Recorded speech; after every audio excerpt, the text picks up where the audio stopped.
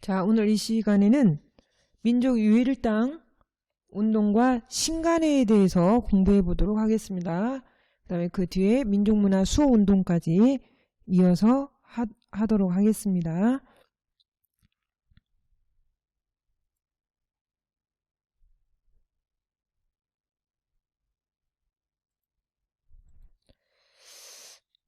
오늘은 민족유일당 운동이 전개된 배경을 이해할 수 있고, 신간회라고 하는 민족유일당 운동에서 대표적으로 말할 수 있는 신간회의 성격과 활동의 의미를 설명할 수 있는 것으로 수업을 전개해 보도록 하겠습니다.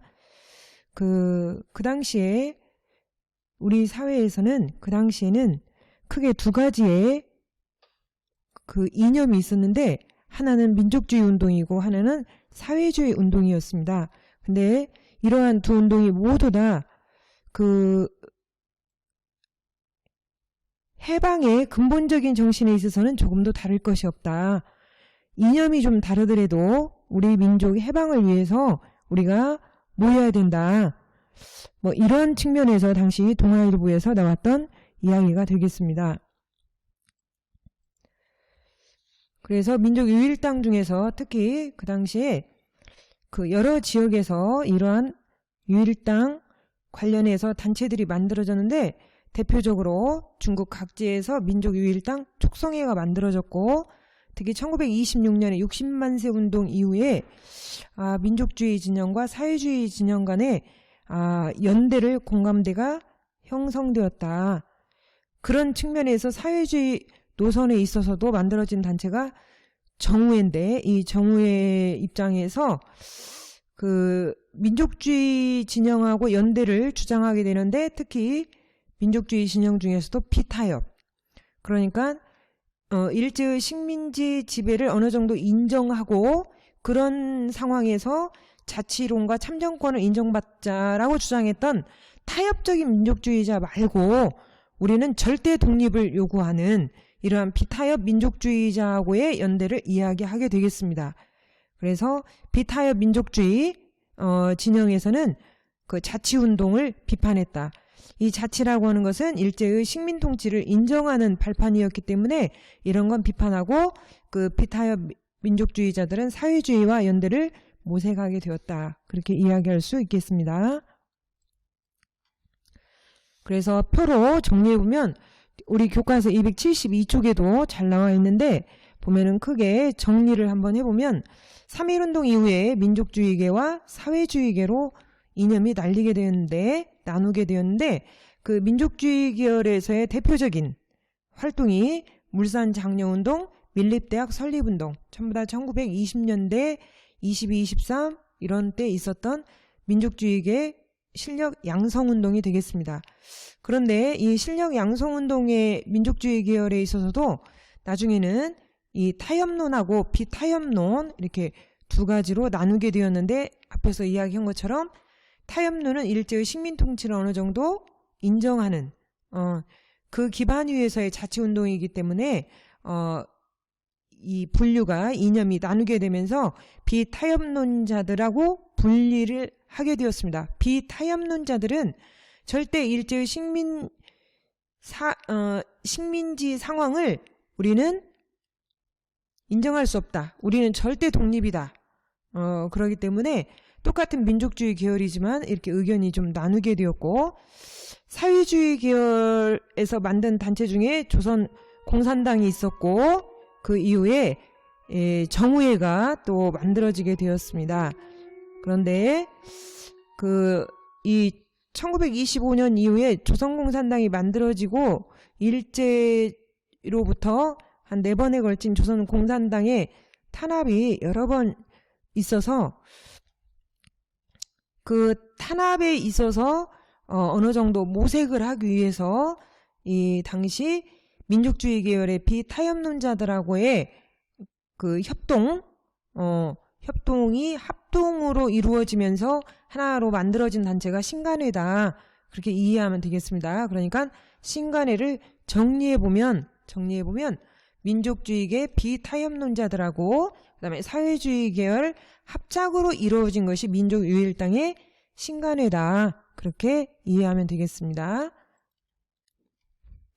그래서 신간회의 창립을 보면 앞에서도 이야기한 것처럼 그 비타협적 민족주의와 사회주의 진영의 합작이다. 잘 기억해 두시고 전국의 지회를 조직하고 국내 최대 규모의 대중적인 정치 사회단체였다. 근데 이 활동이 여러 가지가 있겠지만 꼭 기억해 둬야 될 것이 광주 학생 항일운동이 1929년에 일어났는데 11월 3일에 있었을 때 그때 일제의 편파적인 행동에 대해서 공정한 활동을 공정한 판단을 내려주기를 바라면서 이 광주학생 항일운동에 공식적인 뒤에서 지원을 하게 되었다는 점을 꼭 기억해 두시기 바랍니다. 신간회 광주학생 항일운동을 지원했다. 이 부분. 이제 그러던 1927년에 만들어졌던 신간회가 나중에 좀 문제가 좀 되었는데 그 문제 중에 그걸 신간회가 그냥 해체되었다. 이걸 가리켜서 뭐라고 이야기하냐면 해소라는 단어를 씁니다. 해소.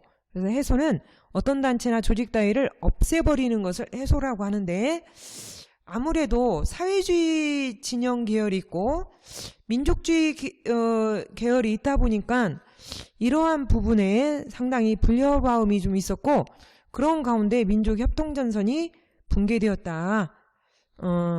그래서 나중에 이 사회주의 운동이 공간이 좀 상실되었다. 그래서 나중에는 비합법 투쟁으로 바뀌었다. 그리고 사회주의 계열은 비합법 투쟁으로 바뀌고 그 다음에 비타협 민족주의 진영은 다른 분야로 문화나 학술, 특히 조선학 일제가 우리의 역사를 왜곡 날조하는 부분에 있어서 우리의 진정한 참된 바르게 알리는 우리 민족 정신을 일깨우자 그런 조선학 운동이 강조되었습니다. 그래서 정리를 한번 해보면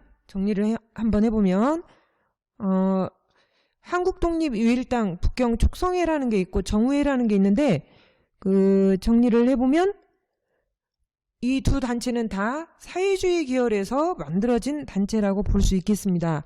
그래서 여기에서 그 공통적으로 주장하고 있는 게 뭐냐 라고 이야기했을 때 그 이념과 노선의 차이를 극복하고 민족의 역량을 모아서 함께하자. 그래서 민족의 역량 그래서 항일투쟁하자. 그 다음에 그 앞서서 보면 그 자료 3회에서 보면 신간의 강령이 있는데 그 중에 세 번째 기회주의를 일체 부인한다. 이게 도대체 무슨 뜻이냐 라고 이야기할 때 여기서 그 기회주의라고 하는 뜻은 그 일제의 기회를 보는 그러니까 민족주의 계열 중에서도 타협론자들이 일제에 협조하는 그래서 일제의 식민지 상황을 인정하는 한도 내에서 자치운동을 하려고 했다는 점에서 이러한 일제와 타협하는 세력을 배격하자 멀리하자 그런 측면에서 신간회에서는 민족주의 계열 중에서의 타협론자들을 대상으로 이야기한 것이다. 그렇게 볼 수 있겠습니다. 자, 다음은 민족문화 수호운동의 전개에 있어서 그 주제를 먼저 열어보면 이 내용은 조선사 편수회라고 해가지고 일제가 우리의 역사를 왜곡 날조를 했던 조선총독부의 기관지가 되겠습니다. 기관 조선사 편수회에서 나온 이 주제 열기인데 내용인데 보니까 마지막에 보면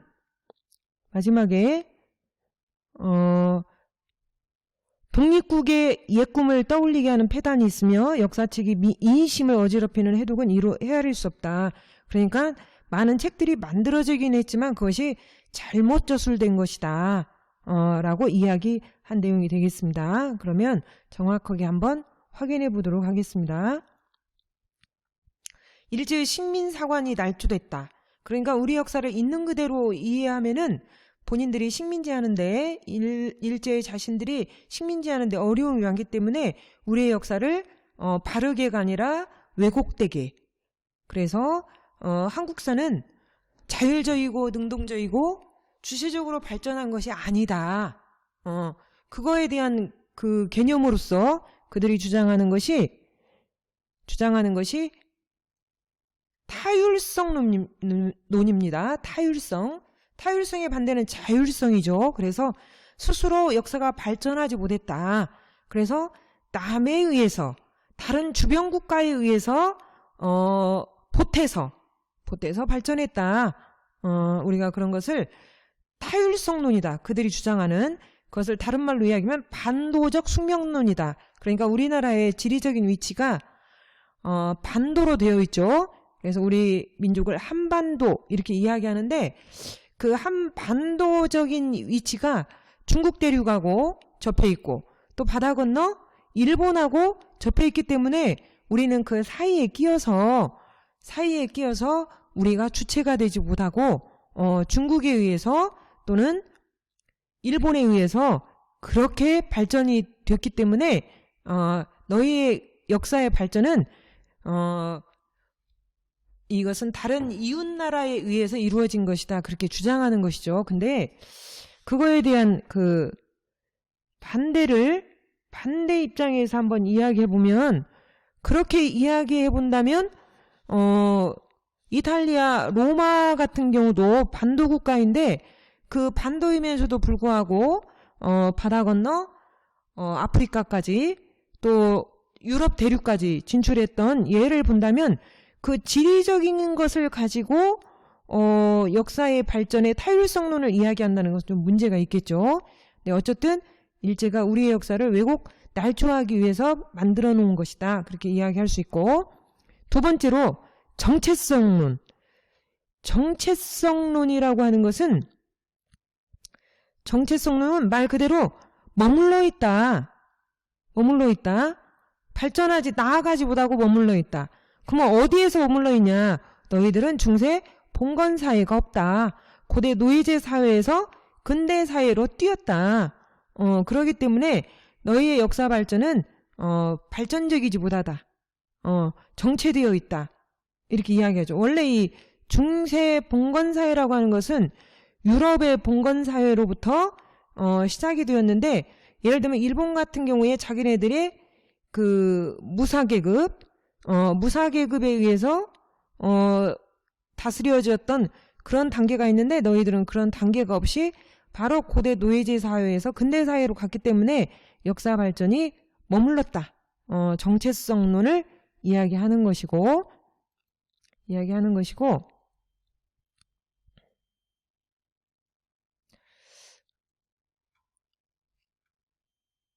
이거에 대해서 우리 민족의 뿌리를 탐구하고, 그래서 우리의 민족 정신을 강조했던 민족주의 사학자들이 이 부분에 대해서 이제 여러 가지로 반박을 하게 되고 우리의 민족 정신을 고취시키는 그러한 민족주의 사학이 발전하게 됐습니다. 그 대표적인 민족주의 사학자 하면 박은식, 신채호, 정인보, 대표적인 인물들이라고 볼 수 있겠습니다. 그 중에서도 신채호, 많이 들어본 역사학자죠.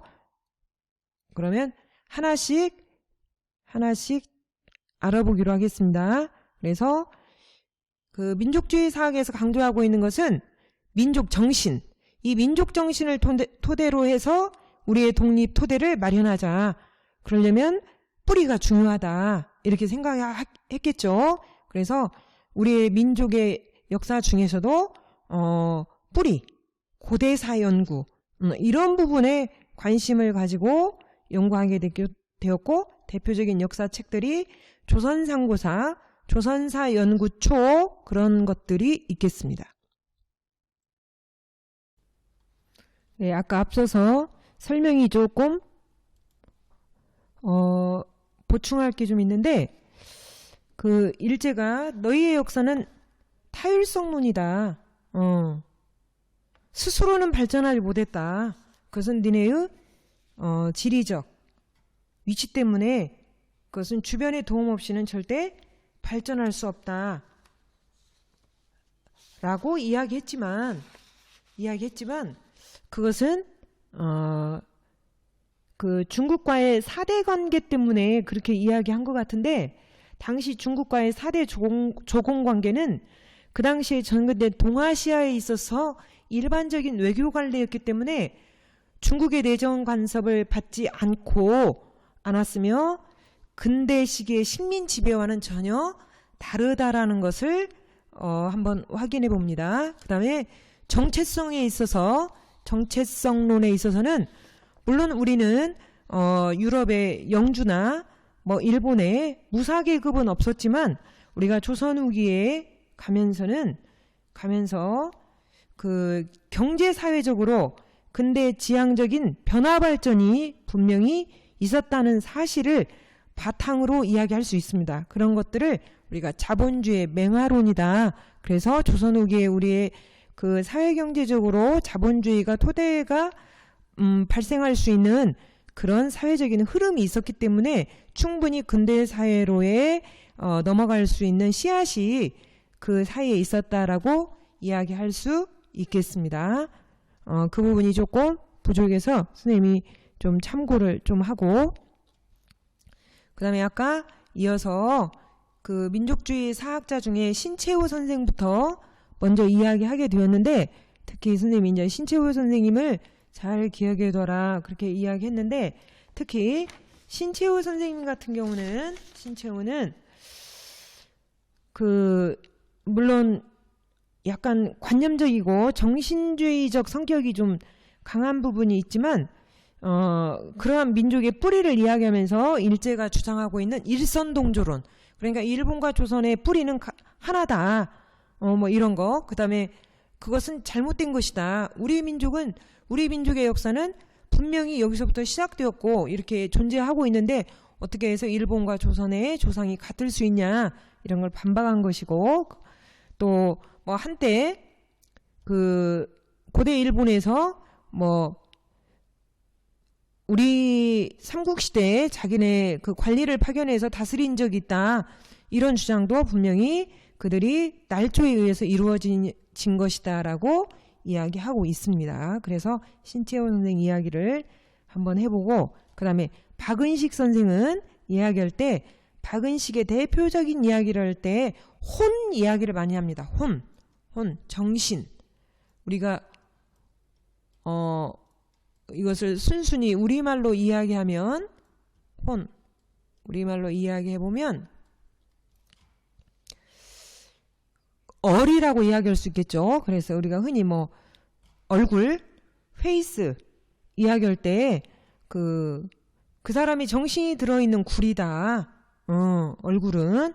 그래서 얼굴의 모든 정신적인 부분이 다 담겨져 있다라고 이야기할 때 그 박은식 선생은 민족의 혼에 대한 이야기를 강조를 많이 했습니다. 그래서 특히 신채호 선생이 민족의 뿌리에 대해서 이야기한다면 박은식 선생 같은 경우는 일본의 한국 침략 과정을 폭로해가지고 일본의 식민사관에 정면 대응하려고 했다는 거. 그 다음에 그의 대표적인 저서 중에 보면 한국 독립운동 지열사라고 하는 게 있는데 이것도 식민지화 과정 및 식민지 시기의 항일 민족운동사를 정리해가지고 일제의 식민사관의 기만성을 폭로를 하기 위해서 만든 저서가 대표적이라고 할 수 있겠습니다. 네, 이 밖에도 정인보 선생님, 정인보는 이제 아까 이야기했던 박은식 선생은 혼이라고 이야기했지만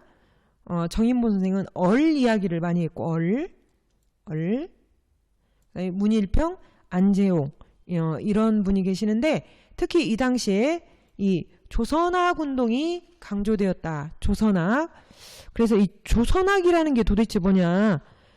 말 그대로 조선의 고유한 것, 조선 문화의 특색, 조선의 전통을 천명하여 학문적으로 체계화하는 것입니다. 그래서 이것도 역시 일제가 우리에게 민족 말살 정책하면서 내선일체를 강조했었는데 그거에 대한 하나의 저항적인 성격이다. 이렇게 이해하면 되겠습니다. 그렇게 이해하면 되겠고, 또 좀 한층 더 발전해가지고 사회경제사학에서 이 백남훈이라고 하는 사람이 우리 한국사도 세계사회 보편법칙에 따라서 우리도 발전했다. 그러니까 다른 나라의 역사에 붙어서 발전한 게 아니라 우리도 세계사의 보편성에 따라서 우리 역사도 발전했다. 그래서 우리 역사가 머물러 있지 않았다. 정체성론을 극복하기 위해서 주장했던 백남훈의 한국사도 세계사의 보편법칙에 따라서 발전했다라는 점을 또 설명하기도 했습니다. 자, 이 밖에 조선학 연구 중에서 특히 이제 그 국어 연구가 있는데, 그 민족의 역사의 정신은 그 민족의 역사와 언어니까. 근데 이제 그 중에서 조선어 연구회가 만들어졌고, 근데 이제 그 조선어 연구회 이야기할 때 처음에는 이제 각야날이라고 해서 오늘날의 한글날의 모태가 되었는데, 여기에서 이제 발전한 단체가 조선어 학회가 되겠습니다. 그래서 일단 각 지방마다 나타내는 낱말이나 이러한 표현하는 것들이 다르기 때문에 그 맞춤법을 좀 통일하자. 그래서 만들어진 것이 우리말 큰사전 편찬이 되겠습니다. 현재 국어 대사전 이야기가 되겠죠. 그래서 이것을 모태로 해서 얼마 전에 그 영화가 나왔던데, 말모이 그것을 당시 조선어학회에서 우리말 큰사전을 편찬하는 과정에서의 어려운 과정들을 말을 모아서 만든 우리말 사전이다. 그렇게 영화화된 것들이 있습니다. 말모이. 근데 이제 아무래도 우리의 언어에 대해서 이렇게 좀 연구를 하다 보니까 일제 입장에서는 이런 단체를 그냥 둬서는 안 되겠다.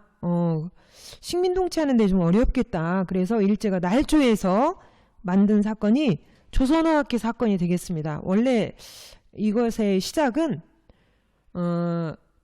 함흥 지역에 그 영생여자고등학교에 다니는 학생 박영옥이라고 하는 학생이 기차에서 친구들하고 태극기를 그린 일이 있었는데, 이것이 경찰에 그 발각되면서 그 학교 교사였던 정태진 선생을 체포 고문하면서 이게 또 조선어학회하고 연결이 되었고, 또 조선어학회가 독립운동 단체다.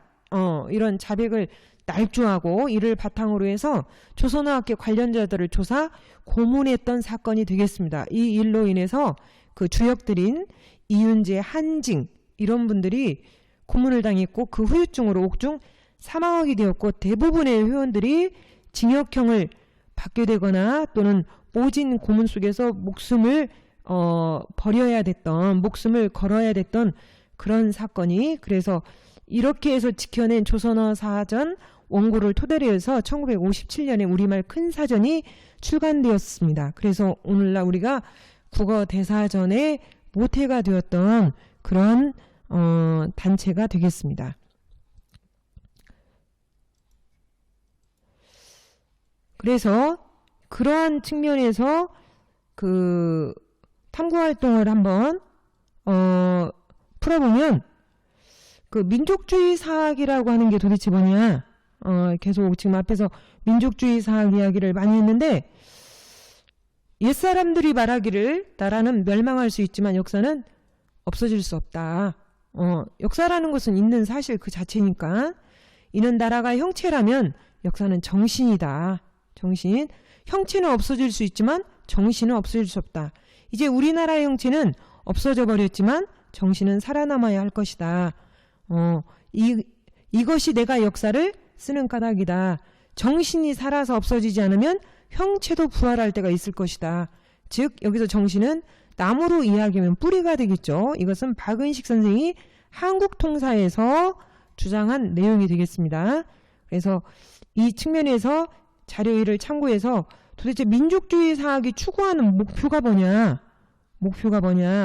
라고 했을 때 한마디로 이야기해서 이 역사를 지키는 것이 독립의 정신적 토대를 구축한다. 그러니까 그 나라의 역사를 잘 지키기만 해도 독립의 방향 설정이 확실히 되고 그걸로 인해서 정신적으로 모일 수 있다. 그렇게 주장하는 것이 되겠죠. 그다음에 두 번째 그 백남은 선생이 이야기했던 사회경제사학 이 중에 보면 우리의 역사도 세계사적인 이론론적인 역사 법칙에 의해 다른 민족과 거의 같은 궤도로 발전 과정을 거쳐왔다.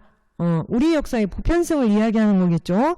그래서 이 내용에 보면 사회경제사학이 극복한 식민사관 일제가 주장하고 있는 식민사관의 어떤 부분에 우리가 이것을 극복하게 되었는가 그것을 보면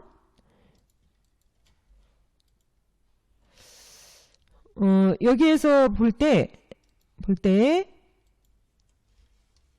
비록 우리 역사도 서양이나 일본처럼 고대 노예제 사회, 그다음에 중세 봉건 사회, 근데 자본주의 사회 단계로 우리도 발전했다.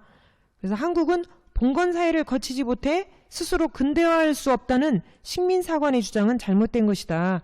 특히 이제 요 중세 봉건 사회, 이게 뚜렷한 틀은 없지만 우리가 그 조선 후기 사회 경제적으로 자본주의의 토대가 되는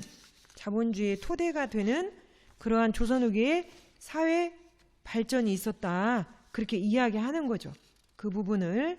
그래서 그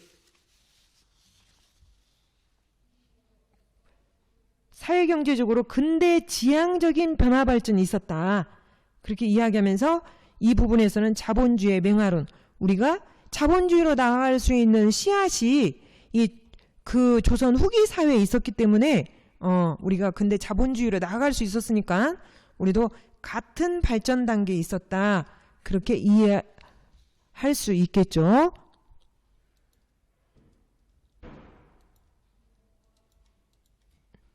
자, 언론 활동과 교육 활동에 있어서는 대표적인 단체로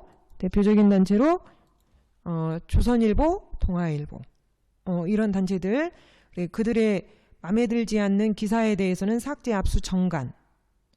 그 일제는 계속해서 우리의 교육을 우미나 교육, 이 우자가 앞에서도 이야기했지만 어리석을 우, 우리 백성을 아주 어리석은 백성으로 만들어야 식민지하기가 좋겠죠. 그래서 우리는 여기에 저항하기 위해서 민족 지도자들에 의해서 사립학교, 그 다음에 서당 또는 야학 이런 것들을 통해서 활성화되었다라고 이야기할 수 있겠습니다.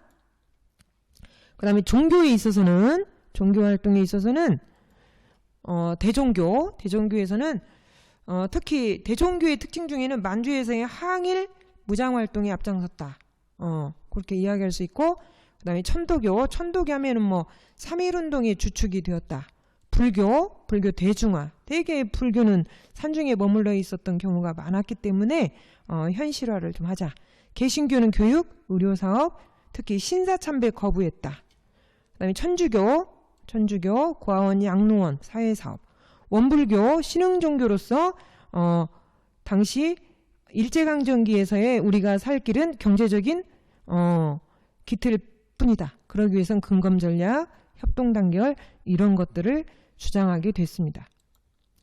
자, 지금까지 민족유일당 중에서 신간의 활동에 대해서 이야기했고, 그 다음에 민족문화 수호운동에 있어서 일제가 우리의 식민사관을 날조한 부분들에 대해서 우리가 정면 반박하고 연구했던 학자들에 대해서 공부했습니다. 수고했습니다. 다음 시간에 뵙도록 하겠습니다. 감사합니다.